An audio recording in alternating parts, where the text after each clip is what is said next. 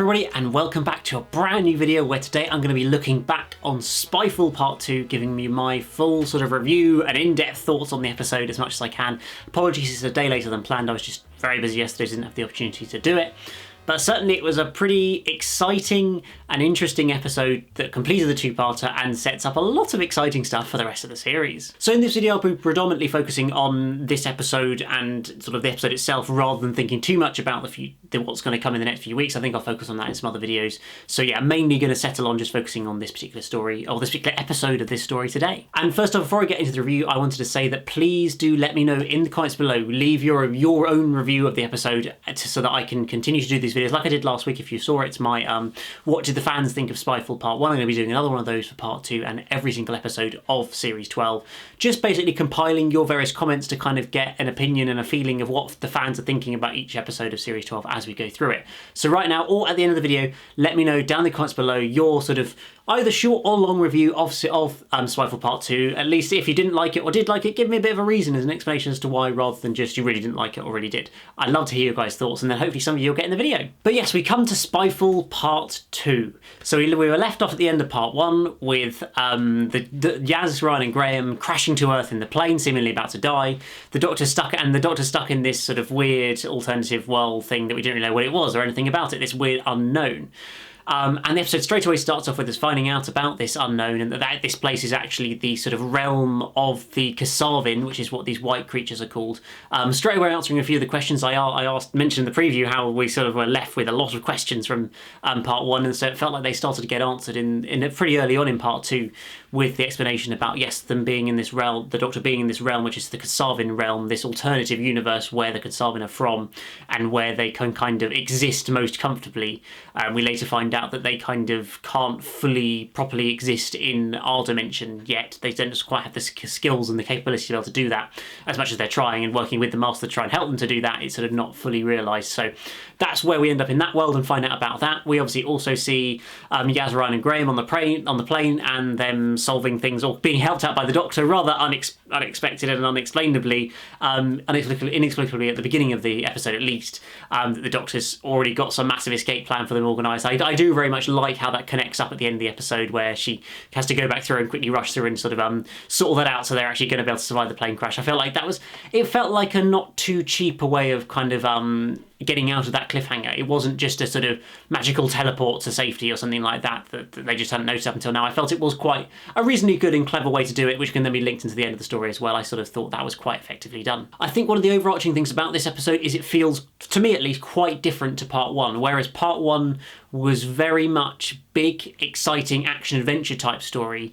It feels like Part 2 is although we're still covering quite a lot of different sort of time zones and going to a lot of different places, it does feel a little calmer, I think is probably a good word to use it. Not in a negative way, but it feels more about kind of progressing the plot, having lots of great kind of character moments between the Doctor and the Master, and meeting Ada Lovelace and Noor Khan, and sort of focusing on these different characters rather than just going to lots of big exotic locations and having big action sequences.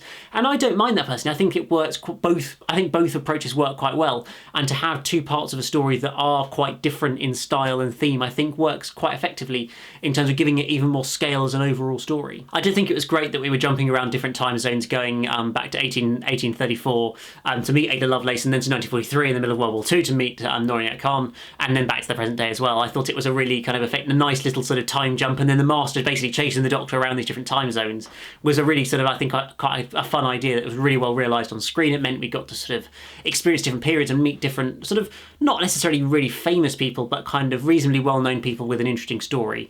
And it just helps us to kind of start to try and piece together exactly what their whole plan is. Why is this person in particular being followed, and why are the Kasavin sort of attacking these people? And then we sort of obviously find out that it's to do with their whole involvement in the development of computers and technology and data gathering and all of that, ultimately leading to their whole plan, which I'll get onto a little bit later on. One of the things I wanted to mention, which is kind of a positive and a negative, is the use of the companions in this story. So obviously we have Graham, Ryan and Yaz, who are basically separated from the Doctor for pretty much the whole story, apart from the TARDIS scene, also the absolute climax of the story when the Doctor turns up in the sort of hangar and everything. Apart from that, they're basically on their own, trying to go on the run from Daniel Barton and the whole world trying to capture them, basically.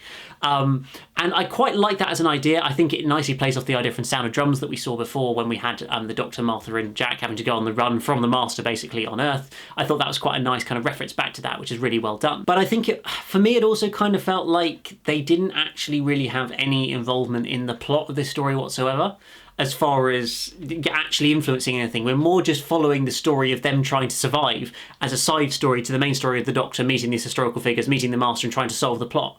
So I to some extent, I like the idea of splitting them up and having them kind of have their own thing to do, but it also meant that the thing they had to do didn't actually have any impact on the whole storyline, and it was just basically a survival exercise for them for 55 minutes. So yeah, I felt that was a little bit of a shame, and they didn't kind of have that many kind of individual things to do, particularly, shall we say.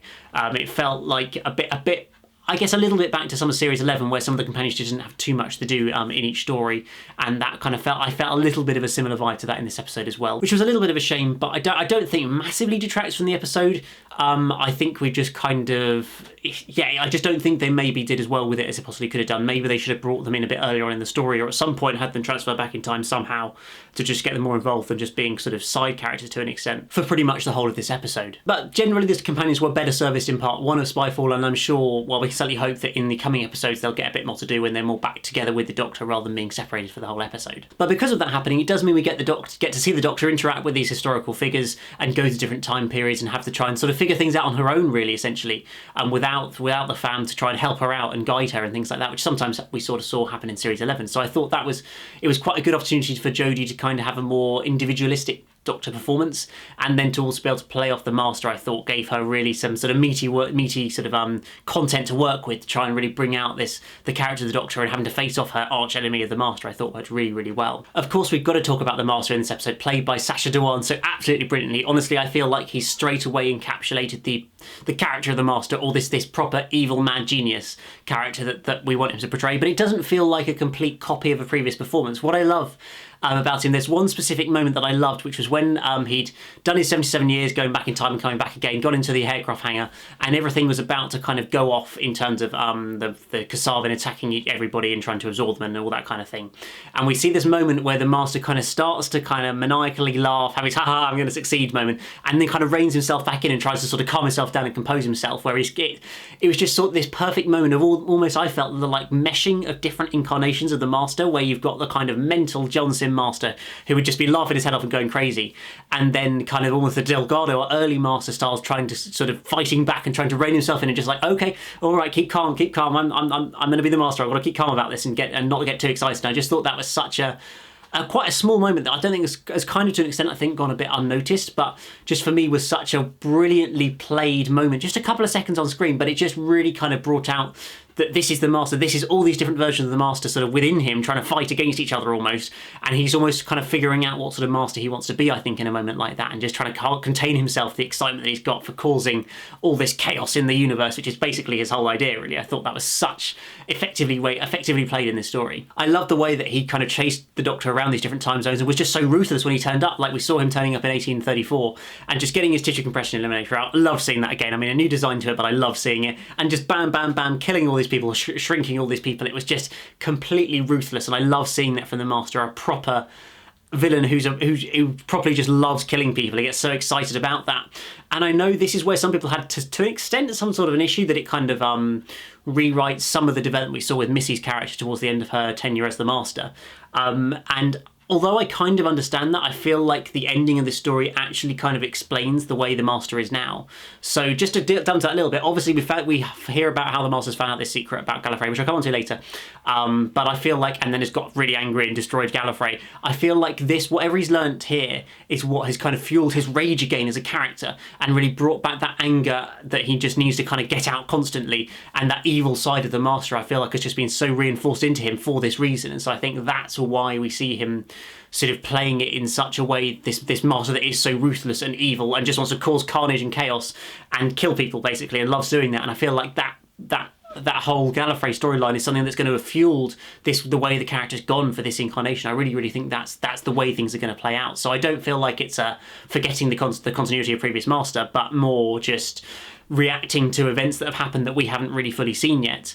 And that's why the incarnation is played in the way it is. And I think that's really well done in this story. The various callbacks that we saw to sort of classic episodes in relation to the Master in this story was brilliant. Obviously the tissue compression eliminator, the mention of Jodrell Bank, and that obviously Logopolis, that story, the Fourth Doctor's final story, and him being pushed off off Jodrell Bank, which isn't Jodrell Bank, or it wasn't. It was a model of Jodrell Bank and was called the Faros Project, but is technically Jodrell Bank. So I think that's fair enough to call it that. And the moment where they use the telepathic sort of communication, going contact, which is just such a classic 70s moment really for the Doctor. Well, usually it was between the Doctors contacting with each other to sort of transfer messages, but I thought it was a really well realised moment to bring back from the classic series there. And obviously the 4 knocks, the heartbeat of the Time Lord that we saw ingrained in the Master in the RTD era, and as having that as a major part of it, and just using that as a way to kind of get the Master's attention as a communication method was, I thought, such a sort of small thing to be able to reference, but just so effectively working within the context of this story. For me, it didn't really ever feel like the continuity references were particularly crammed in for the sake of it. Like maybe the Jodrell Bank one a little bit, but then they were on the top of a tall tower, and it kind of was the first time they'd been in that situation since Logopolis. So I felt it kind of made sense in the context of it. And the other ones were all just great to be introduced into the story. I think probably one of the other more negative aspects of this story we have to kind of talk about is the ending to this story, which I don't dislike, and watching it on rewatch I felt it worked still quite effectively. I think, well, first off, let's establish what was the whole plan. The plan was for the Master, well, the Master just basically wanted to cause chaos. What Daniel Barton wanted was to kind of be an alliance with these Kasavan creatures who were going to then convert all the DNA of humans to be able to use them as data storage, I think is essentially the idea behind it. His whole keynote speech from Daniel Barton about how we've been taking all your data so that we can use you as massive hard drives to sort of store data of the universe, or something like that, I think was the idea. If you've got any more clarification of the sort of whole plot, let me know in the comments below, but I'm pretty sure that kind of sums up what they wanted to do. Obviously it then fails. The Master just wants chaos and carnage and doesn't really care about much else, and hence why he says he'll just kill off Daniel Barton and the Master and the Kasavan once he's got that all sorted. So I feel like that you don't need any more motive than that for the Master. But yeah, that's why Daniel Barton was in it, that's why the Kasavan were in it, and they're obviously all helping out each other to make sure this plan is realised. But then it feels like it very much grounds to a halt very quickly. They all start to get kind of infected, absorbed, changed, whatever you want to call it, and then suddenly that's it, they're gone. They've been stopped. The Doctor appears. Boohoo! We stopped you. We went back in time beforehand. Curse of Fatal Death reference. Just like it's been a long 77 years that I've had to wait on Earth. Another Curse of Fatal Death reference, which is just great fun to have a reference to a Children Need special like that. It's just brilliant. I love that story. It's just so much fun. And to have that idea that she went back in time, I think works quite well. But why didn't we get a little flashback to see that happening? Like we saw it when the Doctor went back in time to go and recreate the plane, or sort of change the plane so that it'd be able to save Ryan, Graham and Yaz. Why couldn't we have a 30-second thing about her going back in time to go and, I don't know, meet Daniel Barton in the past, or slip into his office in the past and go and change that? Why? I feel like it would have worked better if we'd at least seen that, because it's the classic problem that Chris Chibnall had a big problem with in Series 11, was the whole show don't tell idea, that you shouldn't just tell the audience about something, tell the audience that something's a threat, tell the audience what the resolution is. You need to show them it happening. That's what's exciting, that's what's interesting, that's what's satisfying to an audience. And it feels like that was a problem in Series 11, and unfortunately that kind of came back a little bit in that resolution there. I don't think it's as bad as it has been in the past, and I still think it worked fairly well. It showed the Doctor as a very much still kind of the slight superior to the Master, as much as they're kind of equals. She obviously comes out on top as she usually does. And I thought that did work very well. But it just, I don't know, I just feel like we should have shown a little bit more rather than just plan in action, plan stopped, Doctor turns up, explanation, that's it, the end, boom. Yeah, it just felt a little bit rushed, I think, the ending in the end, which isn't, I don't think it completely destroys the story particularly. It just means that it ends up on a slightly negative note, but then I think probably the scenes after it kind of mean that's a little bit forgotten, unless you're going back and doing like an in-depth review like I do now. Apart from that, when you're just watching the story, you kind of quickly moved on to this whole Gallifrey stuff rather than focusing on the whole ending and the resolution of this particular plot, which I think ultimately was quite good and quite interesting and kept you going for quite a long time. I feel like the Kasavan were maybe a little bit wasted in the second part of the story. They seem to be such kind of powerful ethereal beings that never really went anywhere particularly, and never really had much more involvement in the story. Their whole I want to conquer the universe thing didn't really come about particularly. I guess that was their ultimate idea, but I don't feel like it was massively well realised, and it felt a little bit of a shame to dump them as villains. Obviously, ultimately, nothing to do with the Vord or the Cybermen or anything like that. They were just the Kasavin who then got defeated, basically, or just left. Their plan was stopped and then they left, I guess, is probably the idea behind it. So you never know, they might turn up again in the future. I guess there's they weren't necessarily killed as a race, so there's still some opportunity for them to return. But I think that's probably the one key thing that was maybe a little bit of a letdown, was the ending of this story. Now, of course, the next thing we've got to talk about is that ending, those final few minutes where we get some pretty major hints and, well, facts about Gallifrey, Time Lords and the Doctor and all of that. So I'm not going to go, as I say, massively in depth on it today. I'll do that in another video, but just to give it a brief overview, obviously they've destroyed Gallifrey again, which is major. That is massive, I think, for the show. I do love how showrunners just like, RTD destroyed it, Moffat saved it, Chibnall's destroyed it again. It seems to just be going back and forth between being destroyed and saved. So I think that's quite cool. And then the fact that the Master destroyed it, or at least we have to assume the Master destroyed it. Who knows, maybe he's lying, maybe he had somebody else help him. I think we might find that out later in the series, but we have to believe him at his word, I guess, for now, that he destroyed Gallifrey because of the secret he found out about the founding fathers of Time Lord, or the creation of Time Lord Society, that apparently is all lies. Everything you think you knew is a lie is obviously that. It's the Timeless Child. It's all coming back. The rumour I've read is pretty major, and it seems to be that that's actually going to happen. So that's quite... yeah, I think this... I personally am excited rather than like worried about the idea of them doing this. I think that it could go really badly or could go really, really well.